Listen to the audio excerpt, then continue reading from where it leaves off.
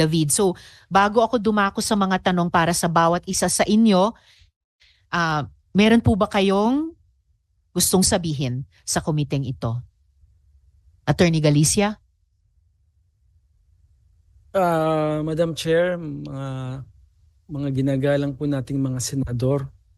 Unang-una po ay pagpasensyahan nyo na po. Hindi ko po alam kung maniniwala kayo.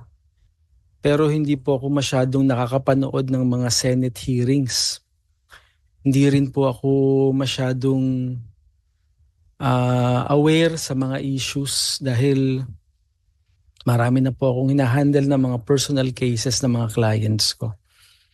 So, ang una ko pong gustong sabihin ay in truthfulness po, hindi ko po alam na may warrant si Mayor Alice Go. Hindi ko po alam kung paano ko po kayo makukumbinse, pero yun po ang totoo. Pangalawa po, kung meron man pong pagkakamali on my part na ma-identify ko po na inakala ko pong si Alice Go, hindi ko ho talaga alam na siya yon o hindi po siya yon. Basta't nagpakita po ng ID at inakala ko po na siya. Yun po yung aking masasabi. Madam Chair? Nagpakita po siya ng ano? Nagpakita po siya ng driver's license. Driver's license. Okay, itatanong po namin iyan mamaya konti kung dahil importante po, bago si Sen Joel, importante po yung sinabi niyong hindi nyo alam kung siya yon or hindi siya yon. Dahil seryosong legal service ang ginawa nyo para sa kanya, pagnotaryo sa dokumento. And I suppose, bawat abogadong magnonotaryo ng dokumento ng isang affiant or isang kliyente, kilala yung taong yon na siya talaga yon. So for the record, at babalikan ko po sa tanong ko mamaya. Sen Joel? Just one question po kasi just to be clarified, Attorney Galicia, nakita nyo po, sinasabi nyo, nakita nyo po itong Alice Go na ito na personal na pumunta sa inyong opisina. Is that a correct statement, Your Honor? Sa ngayon po, hindi ko na po masabi kung talagang siya yung nakita ko. Pero hawig po. So, ibig sabihin po, inassume po ninyo na siya ito na nagpunta sa inyong opisina at nagpanotaryo po sa inyo. Alam nyo po siya yon. Kasi yun yung una, di ba? Kasi kung alam nyo na hindi siya yon, hindi nyo gagawin yon. So, alam nyo na siya yon, nagpunta, nagpakita sa inyo, kaya nyo po ninotaryo. Tama po ba yung sagot na yun? At attorney, sabi nyo hawig. So hindi kayo totally unaware sa mga hearings or kahit sa mga paglimbag ng photo ni Alice Go sa mga dyaryo, hindi nyo totally, hindi naririnig ang mga balita sa radyo dahil nasabi nyo pong hawig niya. So alam nyo yung pagkakamukha ni Mayor Alice. Nakikita naman po talaga yung itsura ni Mayor Go sa mga dyaryo, sa internet. Nakikita ko naman po talaga. Pero talaga yun lang ang aking perception. Mahirap po yata kasi, attorney, no? Dun muna tayo dun sa araw na August 14. Hindi po pwede na perception yung magiging batayan mo bago mo siya inotaryo. Dumating po yung tao, nakita mo po siya, kung ano man yung personal na mekanismo na iyong ginagawa bago ka magnotaryo, ginawa mo po yun. So nung nakita mo po siya, alam mo na siya si Alice Go. Is that yes or no?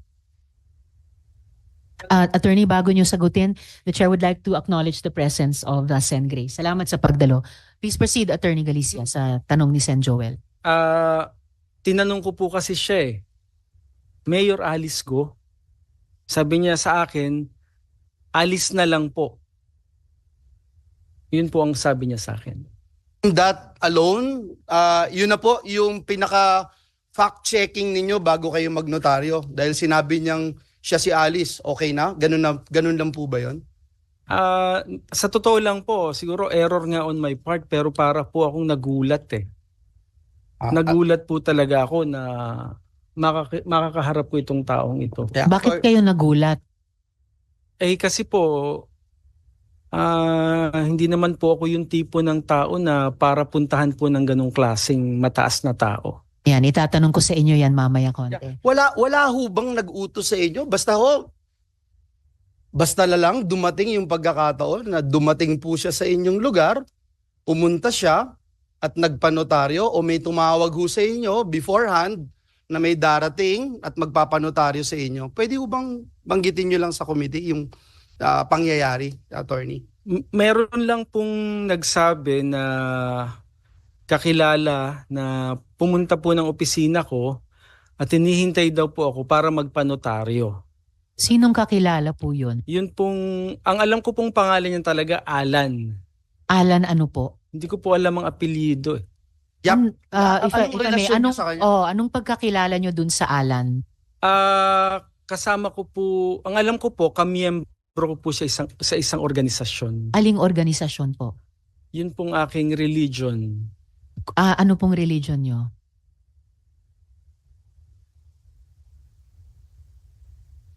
If you may. Pwede ko ba bang hindi sagutin? So, kasama nyo po sa isang relihiyon, si Sir Alan. Opo. Pero hindi nyo alam ang kanilang apelyido. Hindi ko po alam ang apelyido. Okay. So base po doon sa pagkakakilala nyo kay Alan, yun po yung dahilan kung bakit nyo in-entertain si Alice doon sa inyong opisina. Ang wala ho talaga akong alam na magpapanotaryo po siya ng kung sino. Ang sabi lang po ay magpapanotaryo daw. At saka kanina po, attorney, tinanong ni Sen Joel yung tungkol nga dun sa pagpapanotaryo nung Alice Go sa opisina nyo. Pero actually, hindi sa loob ng opisina nyo, di ba? Doon lang siya sa sasakyan niya, yung Opo. Alice di umano na yon. Opo, dun lang po. Regular ba kayong ganyang magnotaryo na hindi nyo pinapapasok sa opisina? At saka 7 p.m. Gabi na po. Gabi na po. Oh, may ganyang, parang may ganyang special consideration ba kayo sa lahat ng mga kliyente nyo na pag magpapanotaryo, okay lang kahit gabi na, past office hours, tapos ni hindi papasok sa opisina nyo at dun lang nasa sasakyan niya? Actually po, parang nahiya po ako na pababain at paakyatin pa sa opisina ko eh. Kasi ang perception ko nga po, siya si Mayor Go. Bakit naman kayo mahihiya? Kami pong lahat na nagtatrabaho sa gobyerno, bababa kami sa sasakyan, aakyat sa opisina dahil meron kaming hinihinging serbisyo sa inyo bilang mga profesional. Tama Baka na starstruck kayo masyado kay Malamang Alice po ko. eh. Talaga pong nagulat po talaga. Your Honor, Madam Chair, Sen Joel. sabi nyo po, hindi nyo kilala, hindi kayo nanonood, pero ngayon nahiyaho kayo na pababain siya doon sa sasakyan. Gabi na ho yun, Attorney Galicia. Attorney Galicia, yung pong inyong ninotaryo nakalagay po doon sa notaryo, Madam Chair, and I hope we can put it into the records of this committee. Ang nakalagay po doon, yung pong mga salitang subscribed and sworn before me. Uulitin ko po, subscribed and sworn before me. Yun po yung nakalagay sa dokumento, Madam Chair. And for the record, nagnotaryo po kayo, Attorney Galicia, na sinasabi nyo hawig kasi at hindi po sworn before you. Parang magkaiba po yun, Attorney. Mag-interject si Sen Sherwin. Actually, sunod na nakalista pagkatapos ng chair sa order of questioning at pinaka-pasensyosong naghintay. Tanong kay Attorney Galicia rin.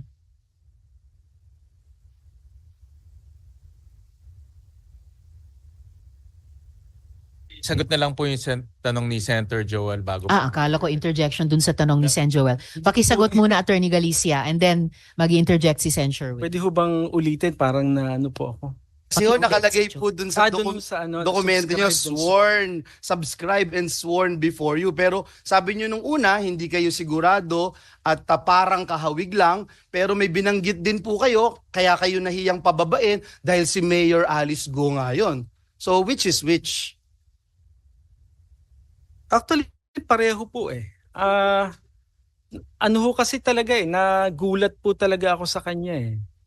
Yun naman pong subscribed and sworn is, sabi ko nga po sa inyo, nawala na po ako ng parang nagulat po talaga ako dun sa nangyari eh.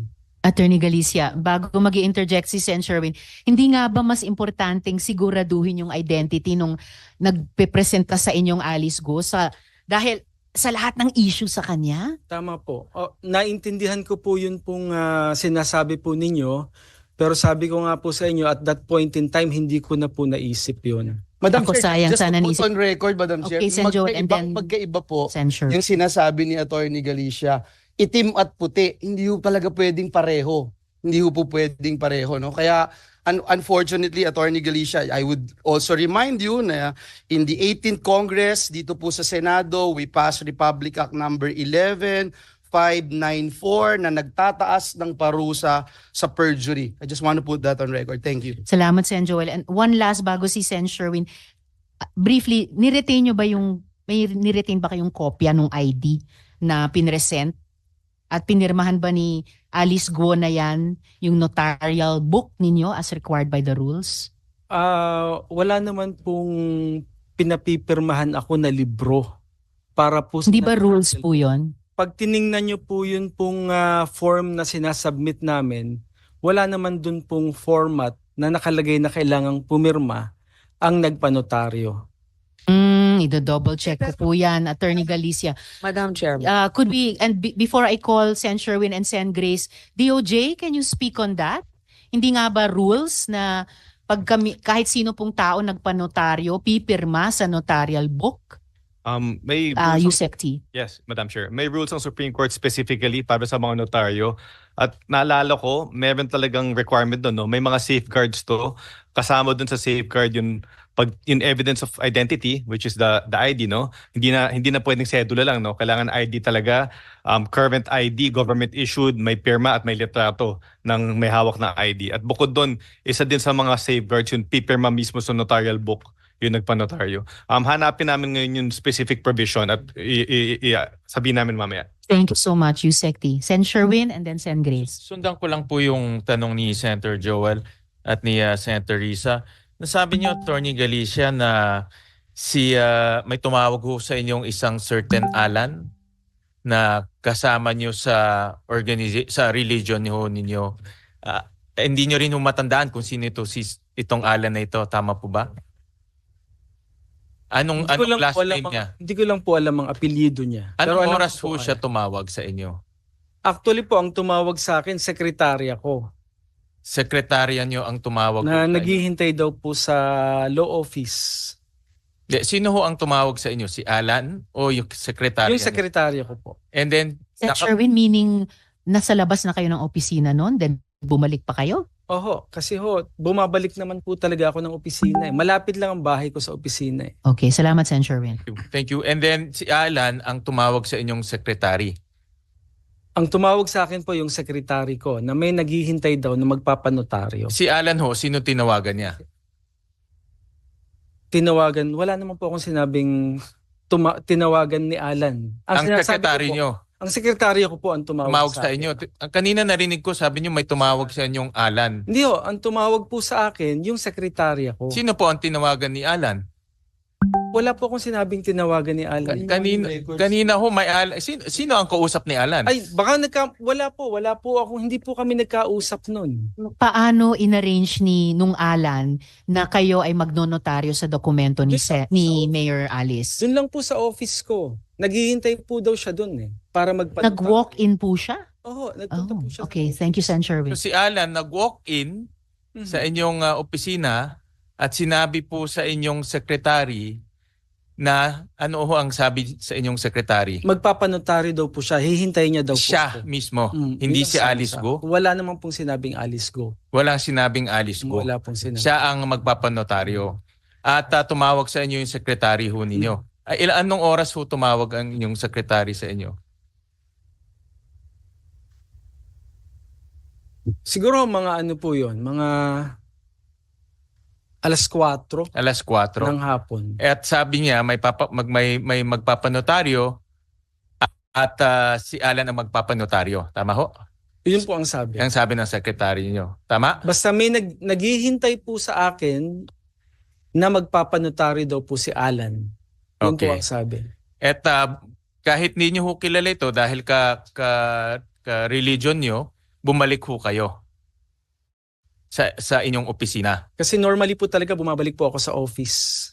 Nang ano oras ho yung nung bumalik ho kayo? Depende po kasi nga po, kinukuha ko yung mga files na gagawin ko para sa kinabukasang hearing o kung ano mang mga pendings ko. Madalas po talaga ako, bumabalik po talaga ako sa opisina. Okay. At So, hindi nyo hindi- na nakita si Alan? Si Alice Guo na ang nakita nyo? Hindi, andun po siya, tinawag niya po. Andun pa si Alan? Tinawag niya po ako eh. Hindi ko naman po lalapitan yun kung hindi ko naman nakita si Alan. So andun pa ho si Alan? Nandun Okay. po siya. And kinuha niyo ho kung anong pangalan niya, anong apelyido niya? Siyempre, bigla nila may walk-in na lang ho Hindi po. doon eh. Diba? Dahil nga po, nakilala ko na po siya dati. Pero hindi niyo ho tinanong kung anong apelyido niya? Hindi ko ho normally tinatanong kasi sa amin po marami pong pagkakataon na makikilala mo yung mga kagrupo namin nang hindi mo naman natatanong kung anong apelyido. Ano ang sabi ho ni Alan? Obviously, hindi ho siya nagpanotaryo, diba? Ano ang sabi ho sa inyo? Sabi po, may magpapanotaryo si Mayor. Yun lang ho ang Yun sinabi lang niya. po ang sabi. At nung nakita nyo, narinig ko kay yung tanong ni Senator Risa, hiningi nyo yung ID. Binigay niya po yung ID. anong Driver's license po yun. Meron ho kayong photocopy ng ID na yon? Meron po, nandun po, kasama po dun sa dokumentong ninotaryo ko. Kasama doon. Pero hindi nyo ho pinaperma si Alice Guo doon po sa libro. Hindi ko po napapirma sa libro kasi ang alam ko po talaga sa form na sinasubmit ko sa notarial section, wala naman po dong form portion na kailangang papirmahin po yung nagpapanotaryo. Dala nyo ba yung Xerox copy ng ID ni Alice Guo? Wala po akong dala eh. Pwede nyo ba hong sabihin sa inyong secretary na picturean at padala ho dito? Para Papapicturean ko. para po Sige po. makita ho natin Sige, ngayon. papadala ko po. Oo. Salamat sa Sen. Sherwin. Bago ko ibigay kay Sen. Duroy, if you could begin to walk us through that meeting. Si Alice Guo ba ang mismong nag-abot sa inyo ng mga dokumentong panonotaryo niya? Si Alan po ang nagbigay sa akin nun. Okay, so yung Alice Guo nandun sa sasakyan, binigay niya yung dokumento kay Alan, binigay nung Alan sa inyo. akin. Okay, and then, so paano nakapanumpa yung Alice Guo? Hindi na po siya nanumpa sa akin eh. Sir, attorney, lahat po kami, pag magpapanotaryo, kailangan po kaming manunumpa. So, hindi na nga po siya pumirma sa notarial book, hindi pa siya nakapanumpa. Okay, pagkatapos inabot nung Alan sa inyo, yung mga dokumento, pumasok kayo sa opisina nyo para inotaryo, tama po? And then lumabas kayo ulit para ibigay sa kanya yung notaryadong dokumento na, tama po? Hindi na po ako bumaba kasi may mga ginawa na po ako dun sa office ko. Hindi ko na po ako alam kung anong nangyari. So paanong nakarating mula sa inyo dun sa Alice Guo? Yung Kinuha notarized po ni document? Alan. Yung Alan ang sumama sa inyong umakyat sa Umakyat opisina. ako. Siya na po yung nagbaba nito at you presume ibinigay dun sa Alice Guo. Patawag natin po. si Alan. Yes, madam. Yes, Sen. Grace, we will do that. Just mimisteryoso ako, parang masyado namang alagang-alaga nyo yung Alice Guo na iyan. Hindi naman just po. to see. Wala po akong ganong intention. Wala Okay, po well, talaga. intention is one thing, pero ngayon pa lang parang may dalawang lapses na, yung di pagpirma sa notarial book and then yung hindi pagpapanumpa. So, sorry. Madam Chair, just to put on record lang. Oo, and Nilagay then I'll po- call Sen. Grace nga pala and then Sen. Duroy. Yeah, nakalagay lang po, just to put on record, doon po sa dokumento, subscribe and sworn before me. Tapos binanggit po ng ating attorney resource person na hindi po nanumpa sa kanya. Just for the record. Yes, salamat Sen. Joel. So just before I call Sen. Grace and Sen. Duroy, during this hearing, Attorney Galicia, mukhang importante talagang tanungin kung ano yung sinasabi niyo yung relihiyon nyo. Kasi it's just a matter of fact. Tapos yung apelyido ni Alan, baka pwede nyo ring ipatanong sa secretary nyo kasabay nung pagpapadala nung kopya nung driver's license nung Alice Guo na hiningi ni Sen. Sherwin, yung apelyido din nung Alan. So Sen. Grace and then Sen. Duroy.